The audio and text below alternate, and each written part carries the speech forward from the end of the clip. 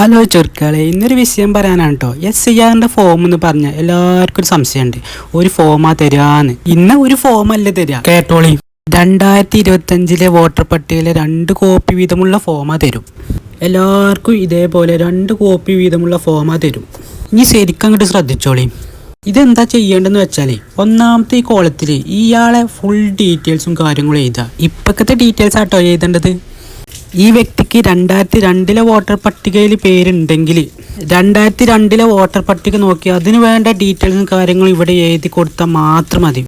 വേറൊരു രേഖൻ്റെ ആവശ്യമില്ല. ശ്രദ്ധ ഉടലിട്ടോ, കേട്ടോളി.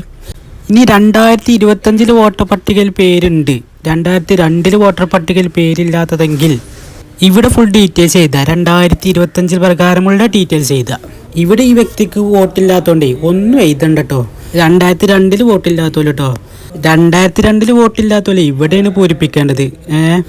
ഇവിടെ പൂരിപ്പിക്കേണ്ടത് എന്താന്ന് വെച്ചാൽ, 2002 വോട്ടർ പട്ടികയിൽ ഈ വ്യക്തിൻ്റെ പിതാവിൻ്റെയോ മാതാവിൻ്റെയോ ഇവരുടെ ഡീറ്റെയിൽസ് എഴുതി കൊടുക്കുക. ആ ഡീറ്റെയിൽസ് പിതാവിനും മാതാവിനും വോട്ടില്ലെങ്കിൽ പിതാവിൻ്റെ സഹോദരനോ അങ്ങനെ ആർക്കെങ്കിലും രക്തബന്ധത്തിൽപ്പെട്ട ആരുടെയെങ്കിലും ഒരു ഡീറ്റെയിൽസ് എഴുതി കൊടുക്കാം. അതാണ് വേണ്ടത്. ഇനി പുതിയനാൾ കേട്ടോളിട്ടോ. കല്യാണം കഴിച്ച് കൊടുക്കുന്ന സ്ത്രീകള് മരക്കളൊക്കെ കേട്ടോളിട്ടോ. ഓലതും അതേപോലെ ഇവിടെ ഇപ്പത്തെ ഡീറ്റെയിൽസ് എഴുതുക. 2002 വോട്ട് ഉണ്ടാവില്ല, അവിടെ ഒന്നും എഴുതല്ലിട്ടോ. ഇവിടെ ശ്രദ്ധിക്കേണ്ട കാര്യം എന്തെന്ന് വെച്ചാല്, ഭാര്യയെങ്കിൽ ഭാര്യന്റെ പിതാവിന്റെയോ മാതാവിന്റെയോ 2002 വോട്ടർ പട്ടികയിലെ ഡീറ്റെയിൽസ് ആണ് എഴുതേണ്ടത്. അല്ലാതെ നിങ്ങൾ കെട്ടിയോന്റെ ഡീറ്റെയിൽസ് അല്ല കേട്ടോ എഴുതേണ്ടത്.